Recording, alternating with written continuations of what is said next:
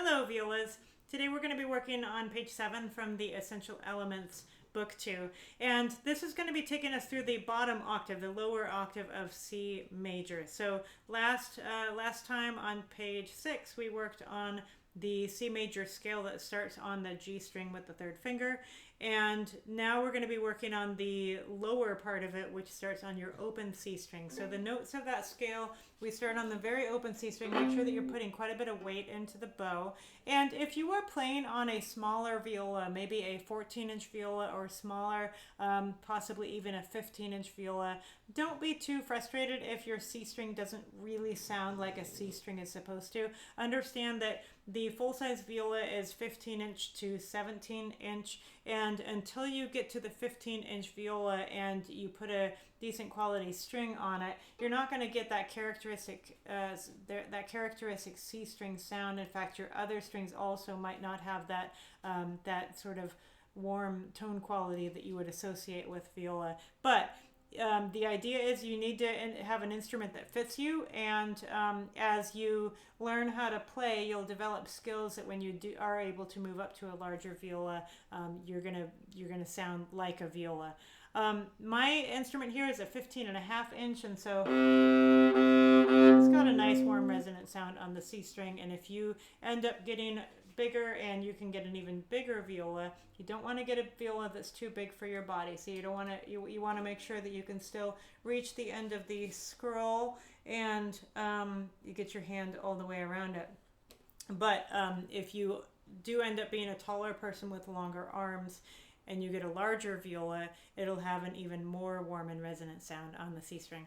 All right, the notes of the C string, we have the open C. First finger is D. This may be a new note for you that you haven't learned before.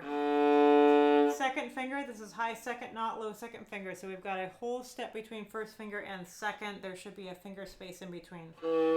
E, and then we always go alphabetically. F, that's third finger, and that is F natural. F sharp would be the high third finger, which we will learn soon. Then you have open G string. A, first finger. B, same as G major scale. And then the third finger is C. All right, let's go ahead and start with the C major scale number 22 in the book. And this is intended to be played as a round, so we're going to do it first time through all together. And then the second time through, I'll let you start, and then I'll echo you in a round.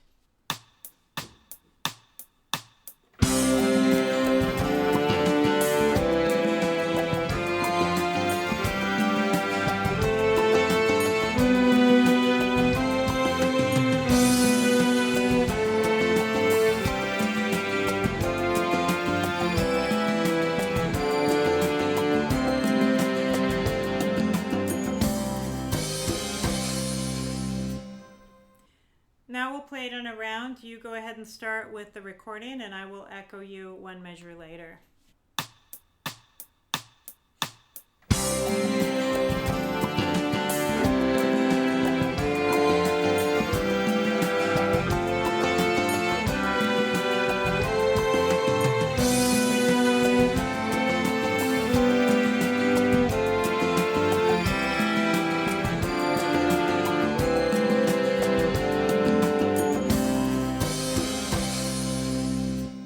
Nicely done. Let's go ahead and play the C major arpeggio. Again, the notes are C, E, and G for the C major arpeggio. So we go open C, second finger is E, open G, and then the high C is third finger.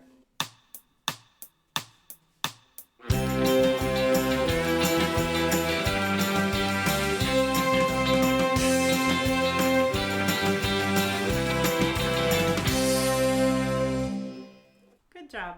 Moving along, next one we're going to play is called C Major Mania. This is kind of similar to the D Major Mania that we played a couple weeks ago.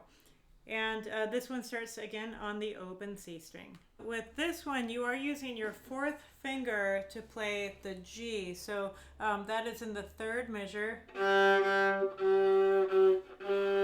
When you're playing on your C string, you really need to get the elbow underneath and stretch that fourth finger in order for it to reach that note. And you want it to match the pitch of the open G string. So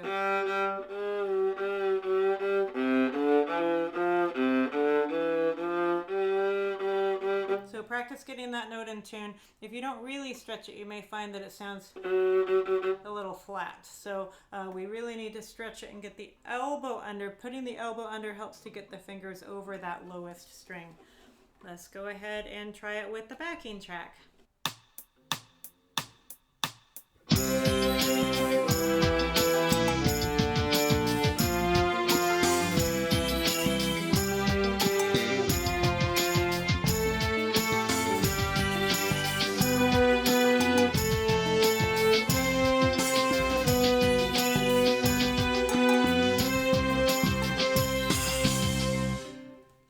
Nicely done. And then the next one we're going to play is called Crossroads.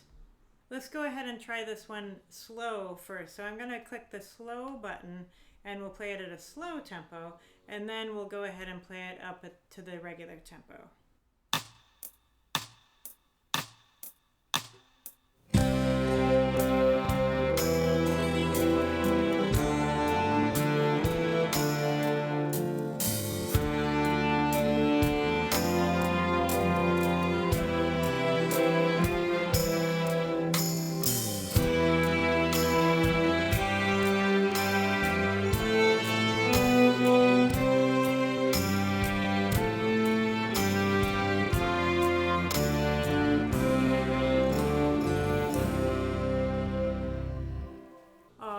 And then I'm going to go ahead and click that slow button again to bring it back up to the full tempo, and we will play it again.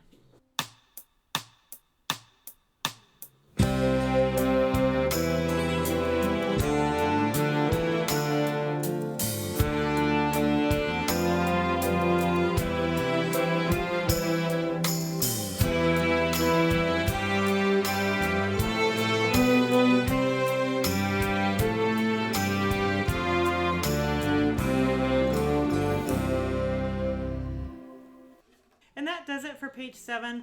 You have worked on page 6 and 7 on almost all of the notes in first position that we know. So make sure that you're really working on learning how to read the notes on all 4 strings now.